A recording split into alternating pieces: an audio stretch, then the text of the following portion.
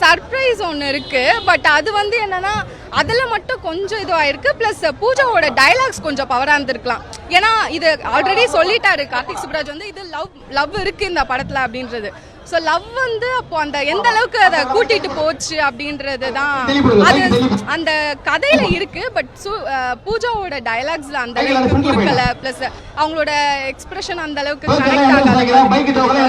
அதில் மட்டும்தான் அந்த ஹைப் இல்லை. அண்ட் ஒரு சாங் மட்டும் கொஞ்சம் நம்மளுக்கு வந்து சனாவோடது சைடே கிடையாது அப்படின்றது மாதிரி இருக்கும். மற்றபடி பிஜிஎம்மாக இருக்கட்டும், அந்த லாஸ்ட் சாங்காக இருக்கட்டும், ஸோ இதெல்லாமே வந்து கரெக்டான இடம் அதெல்லாம்.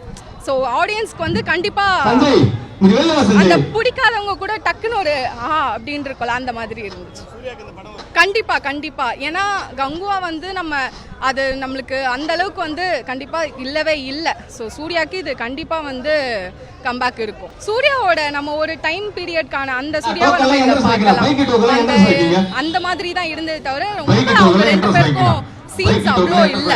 ஸோ ஃபுல் அண்ட் ஃபுல் நம்மளுக்கு ஃபைட் பிடிக்கும் அப்படின்னா கண்டிப்பாக படம் அந்த மாதிரி. இந்த படத்தில் என்ன ஒரு சீனை சொல்ல வராங்கன்னா காதல்ன்ற ஒரு விஷயத்தை தான் இந்த படத்தில் அவங்க சொல்கிறாங்க. ஏன்னா நீ எவ்வளோ பெரிய ரவுடியாரு, நீ காதலிச்சுன்னா லவ்வுக்கு முன்னாடி எல்லாமே ஒன்றுமே இல்லை.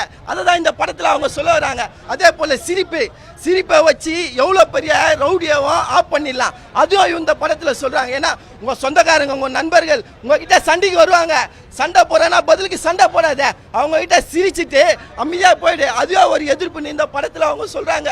அதே போல் 14 வருஷம் ஒரு பொண்ணு காத்து நிற்கிறா. ஆனால் இப்போ இருக்கிற பொண்ணுங்க யாருன்னா காத்து நிற்பாங்களா சொல்லுங்க? இப்போல்லாம் ஒரு மாசத்துல பேசலாம் விட்டு போயிடாளுங்க. ஆனால் 14 வருஷம் அந்த பொண்ணு காத்து நிற்கிறா. இப்போல்லாம் அது போல பொண்ணு கிடைக்க ரொம்ப கொடுத்து வச்சிருக்கணும். அதில் இந்த படத்தில் பார்க்கும்போது எனக்கு அப்படி ஒரு சந்தோஷமா இருந்துச்சு. இது போல ஒரு பொண்ணெல்லாம் நம்ம நாட்டில் இருக்கிறாங்களான்னு அப்படி ஒரு ஏக்கம், அப்படி ஒரு கஷ்டம் எனக்கு இருந்தது அந்த படத்தை பார்க்கும்போது. ஆனால் கிளைமேக்ஸில் எங்கேயோ வீழ்ந்து கிடந்தாரு. அந்த ஒரு கிராமத்தை தூக்கி எழுப்பினார். அந்த பாட்டு கூஸ் வம்சாச்சு, அப்படியே நரம்பு துடிக்குது தலைவா. நானும் போய் சண்டை போடணும்னு எனக்கு இருந்தது அந்த கிளைமேக்ஸை பார்க்கும் போது. அப்படி ஒரு படமா இருக்கு தலைவா.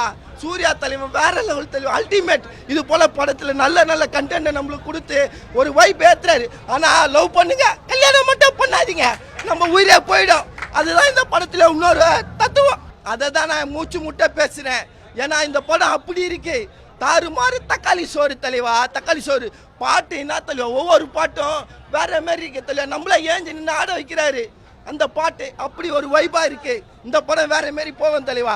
நீங்க 1000 கோடி எதிர்பார்க்காதீங்க, படத்தை நல்லா இருக்கா அதை மட்டும் வந்து எதிர்பாருங்க. 1000 கோடி 2000 கோடி இவனை பீட் பண்ணுமா அதை மட்டும் எதிர்பார்க்காதீங்க. படம் நல்லா இருக்கா, படம் 1க்கு 2 வாட்டி பாருங்க தலைவா, பாருங்க. செய்திகளை உடனுக்குடனும் துல்லியமாகவும் தெரிந்து கொள்ள சப்ஸ்கிரைப் பண்ணுங்க.